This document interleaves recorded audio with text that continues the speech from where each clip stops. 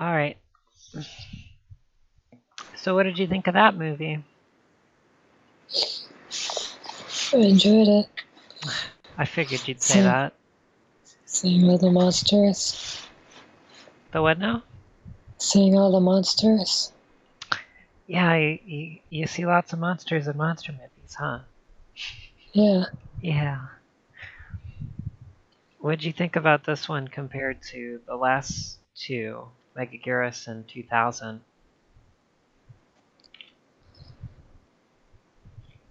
Um, not really sure. Well, Sorry. they got rid of the spiky Godzilla from before, and now he's like a spooky ghost monster. Do you like one or the other better? Do you think that was a good change to make? What do you think? I did like the whole spooky aspect that was in this film.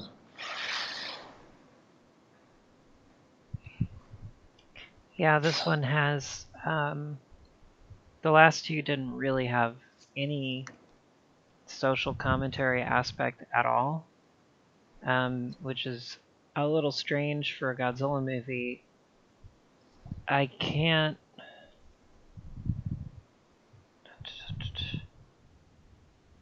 I guess Space Godzilla didn't really have any meaning to it at all. Well, it's not even just that there was no deeper meaning. It's that they didn't even have messages to convey. Like they didn't even pay lip service to it. Like Godzilla vs. Megalon is not a serious movie, but it still has the plot still involves underground nuclear testing, you know? So but those last two were just sci-fi ones. I guess Godzilla 2000 at the end they like shoved in a bunch of stuff. I was like, yeah, Godzilla's our fault, man. Anyways, watch him do some cool stuff. um, and the other Megaguirus has social commentary, but it's only for a parallel universe where plasma energy exists. And it's like, man, politicians lying about plasma energy, that's pretty bad, right? But that's not really relevant to our world. Although I'm sure in another dimension that Godzilla movie uh, is very prescient and raises a lot of concerns that people have about plasma energy. But this one is about the generation gap, and I can't make up my mind if it's good or bad because on one hand, this message about letting the horrors of the past, just kind of forgetting about it, for as wonderful as post-war Japan is, Imperial Japan was not great. They really killed a lot of people for non-reasons. They were very power hungry monsters uh, in a lot of ways. And when you get to Tojo, it gets really bad. Um, and in this movie, the it's not the dead Japanese who possess Godzilla. It's all of the dead that the Japanese killed in all of the different Pacific conflicts, um, Manchuria, Korea, all that stuff. And the way that the theme of forgetting, like the past fading into obscurity, is handled in the dialogue is really, really good.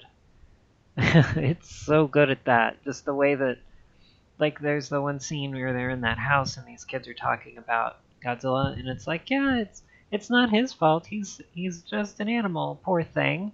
And then the cool guy, the cool high school guy says, yeah, he'd be cool as a pet. And then the girls laugh and they go, hee hee, that would be so cute. It's like really understanding the gravity of what they're talking about, because it's just not to say, don't have fun with Godzilla, but not at all. But in this movie, what they're saying is because he's been gone for 50 years, it's not real to anyone anymore. It's so disconnected from the reality of so many people now that it's not a threat, which is, in the movie, it's a reflection on Japan kind of not acknowledging that it was the bad guy before, that it did bad things. But another real world application of that is, ever since the Cold War ended, the the bomb is kind of not a threat anymore, because it's kind of unreal, because there is no one threatening to use it. It's more, it's not a legitimate threat to anyone. So we've kind of just been lax, and it's faded into obscurity. We pay lip service to it, you know. Politicians like to say, nuclear disarmament is a thing we should be striving for, but when there is no threat of anyone using the weapons offensively, it's real easy to drag your feet. On the other hand, it seems like the message is just that kids are terrible, that young people don't respect their elders, and they all should be killed by giant monsters because of it, which is a little problematic. I don't really think that's what the intended theme was, but it is extremely easy to read that, and Japan's generation gap was made a little more extreme by the last decade. And its generation gaps are not new. Don't freak out about it. But this movie is trying to say something about that. I'm not hallucinating. It is there. I'm just not totally clear on what its stance is about it. And maybe that's because it's intentionally left vague by the filmmakers, because they don't have a strong statement to make. They want the audience to infer whatever they want. Or maybe it's because they don't have a strong statement to say, because they don't want to make this movie too pretentious. They don't want to put too much heavy thematic stuff in it, because they do want it to be an entertaining monster movie as well. And it is. It's a very good Godzilla movie. It's very fun. I also like the spooky stuff a lot. I like that it is kind of an inversion of Ghidorah the Three-Headed Monster, in a way that King Ghidorah and Godzilla vs. King Ghidorah and Godzilla vs. Mothra were inversions on their two previous 60s counterparts. Godzilla is he has a lot of presence in this movie. He's very powerful. And so about that, I want to talk about the development now. I believe that this first one that I'm going to mention is just a rumor, but I have seen no confirmation or deconfirmation either way. I've only seen it on English websites, so I don't know if there's any truth to it. And I think I've seen it on Toho Kingdom as well, so that may also be problematic. And this is when Shusuke Kaneko was signed on to do a Godzilla movie. The first thing he wanted to do was Godzilla X Kamacuras. And he got the job before Masaki Tezuka's movie, Godzilla X Megaguirus, came out. And so he didn't know that Tezuka was already using an arthropod monster. So when he found out, he was like, yeah, let's not do that in a row. That's too similar. So then he did a different thing, which is basically Godzilla X Jamila, the Ultraman monster who is a mutated astronaut. Except it's not called Jamila. The name of the plot is called Godzilla X M, I believe, just the letter M. That's what I've heard. And this would revolve around a daughter searching for her father, who is the astronaut who was lost, and this monster tries to protect her from Godzilla and tries to communicate with her, and she goes through the stages into figuring out that the monster is her father, who was mutated by a space virus or whatever. And then, of course, the father, the astronaut monster, has to sacrifice himself in order to save his daughter and I guess Tokyo and such like that. So Godzilla in this film was going to be like the GMK Godzilla in that he was going to be a very powerful, unstoppable force sort of situation, like the really all the Godzillas before him at this point, since 1984. Godzilla has always been this incredibly powerful force that you don't screw with, and as soon as he shows up, shit's gonna get dead, basically. So the idea is that when the mutant astronaut monster goes to face Godzilla, the audience is supposed to understand that this is a suicide mission from the start. So it's supposed to be very heroic and melancholy sort of a thing, which it sounds like a really cool story. I would enjoy a Godzilla movie like that. That sounds like a very interesting story that would work on a couple levels. But they didn't do that. Instead, he decided to be a huge Toho nerd, and so the next idea was to have Godzilla as a giant force like this fight three smaller, weaker monsters. And what this is basically GMK, but it's not Baragon, Mothra, King Ghidorah. It's Baragon, Varan, and Anguirus. With Varan taking the place of Mothra and Anguirus taking the place of King Ghidorah. So Baragon and Varan both are really well loved in Japan. Baragon is more popular than Anguirus there, whereas in the West, Anguirus is the one that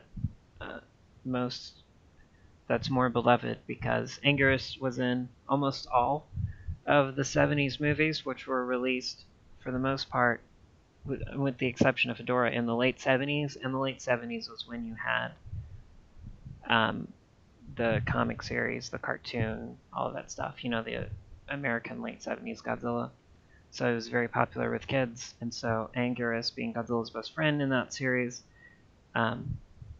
got him a lot of attention and made him pretty beloved. Baragon was a big deal in the Golden Age. He was extremely cute.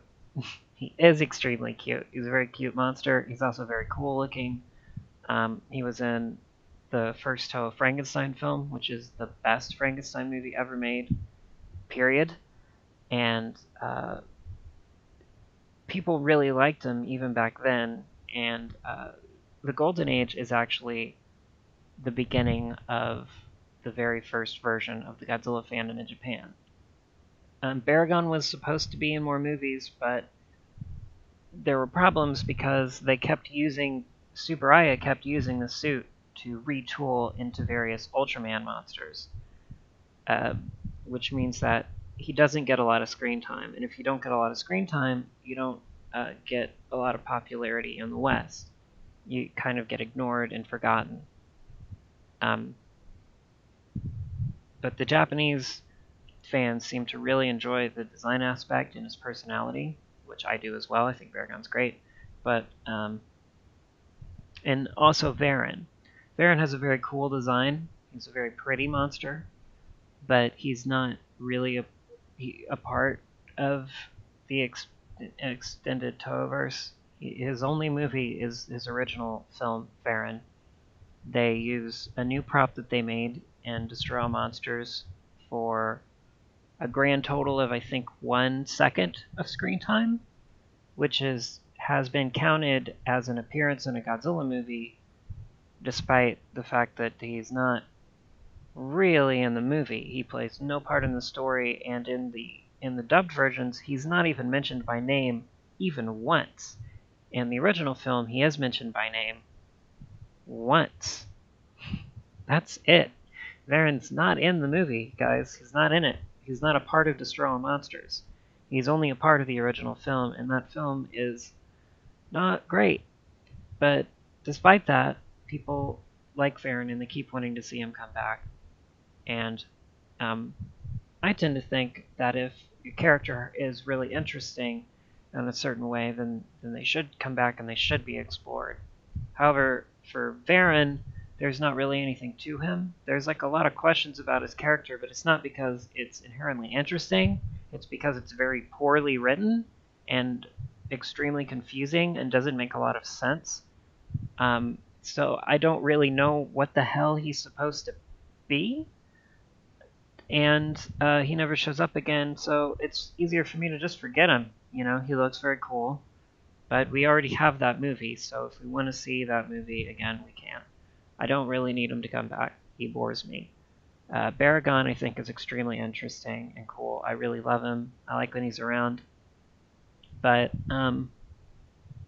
he is... Yeah, I would say probably he's not in enough movies, I think. But he's in enough video games and comics and things like that because he's such a popular monster. He does show up a lot in other things. So I'm never left feeling like I need him around more often. Anguirus, on the other hand, of course, as a kid I grew up watching the movies from the 70s. Anguirus is Godzilla's best friend. I love him. He has a ton of personality. I think Baragon's design is a little better, really. But definitely of the three, Anguirus is absolutely my favorite. But point is, all three of these monsters share in common that they're fan favorites. They're mostly something that nerds know about, that people who love the past films really want to see recur, when Toho only really seems interested in Godzilla, Mothra, Rodan, and King Ghidorah, and Mechagodzilla, and they want to push. If they do a new monster, it's going to be just way too powerful.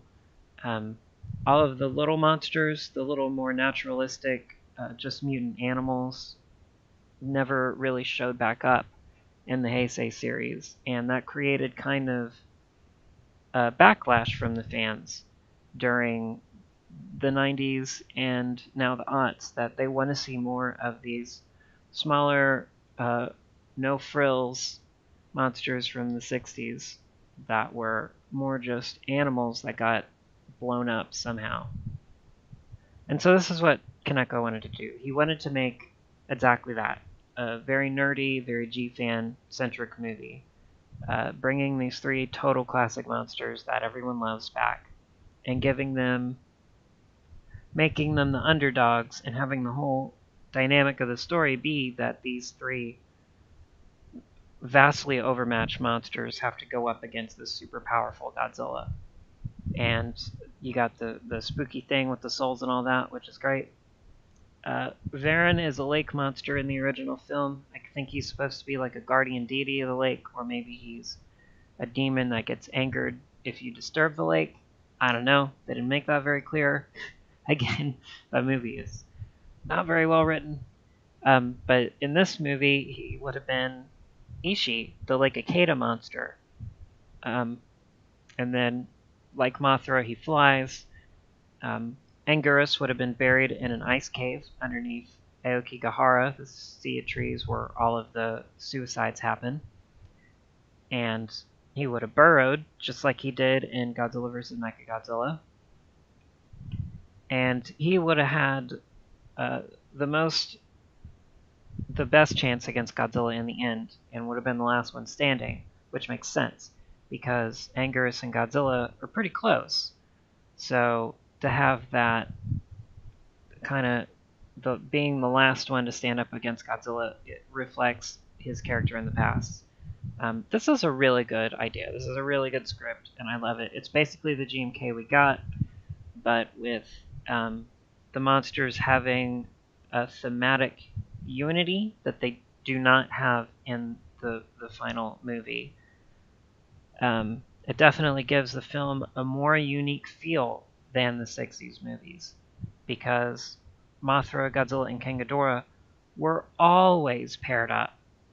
You know, uh, it's the the Toho version of the classic Universal Monster Mash. So this would be a more unique roster. However, the finished film I think still works pretty well. Um,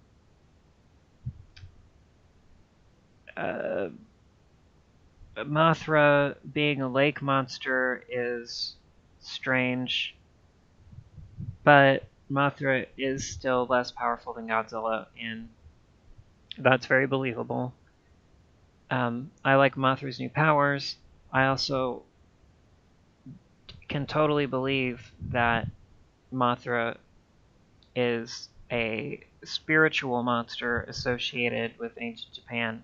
With Baragon, if you lump in all the Ultraman monsters that he's based on and stuff, there's clearly some sort of larger clad of Baragon type monsters roaming around the Japanese countryside in both the ancient past and the relatively recent past, which means that I can totally see one of these Baragon or Veranos dragons, which is I guess a species name, attacking Japan, maybe like in the Edo period, and fighting samurai and stuff. That'd be cool. And then they take him out, and Unknown Myoji casts his magic spell and makes him a good monster. That movie writes itself. Of course, I can imagine exactly the same thing with Mothra, and by making the Orochi and King Ghidorah connection concrete, that is an extra added bonus, which makes the King Ghidorah in this movie make sense to me. However, it is still a bit of an issue because King Ghidorah has always been more powerful than Godzilla, and in this one he is just not. In fact, he's even smaller than Godzilla. And he's also never been a good guy, it's super strange to see him be a good guy. Orochi, I can believe doing a heel face turn, because in Orochi they had a dragon. Orochi is actually just another form of Tsukuyomi, and Tsukuyomi is vengeful, but the Shinto gods are not one-dimensional. They are dangerous at times. They can also be beneficial at times. The same thing applies to Godzilla. King Ghidorah is not that. King Ghidorah is a space monster that is just pure chaos. And that kind of bumps up against Orochi a little bit. But still, it's alright. I was very resistant to the idea of a good guy Ghidorah when this movie came out initially, when I was in the 7th grade. No, 8th grade, actually. But, it's bothered me less and less over the years, and now, as time has gone on, it's fine. Ghidorah was a good guy in this one movie. Fun fact. I'm over it. It was a long time ago now. 25 years, actually. So that's that. Okay, so we're... Excuse me. We're going a bit long now, so I'm going to go ahead and stop. Do you have anything else you want to say about the movie Silence? Mm-mm. What was that? No. Okay. Did you enjoy it? Yeah, I did enjoy it. I'm so glad. Alright, I'll screen you later, everyone. I mean, bitches. I mean, everyone. Everyone, bitches. All the bitches. Alright, I'm done.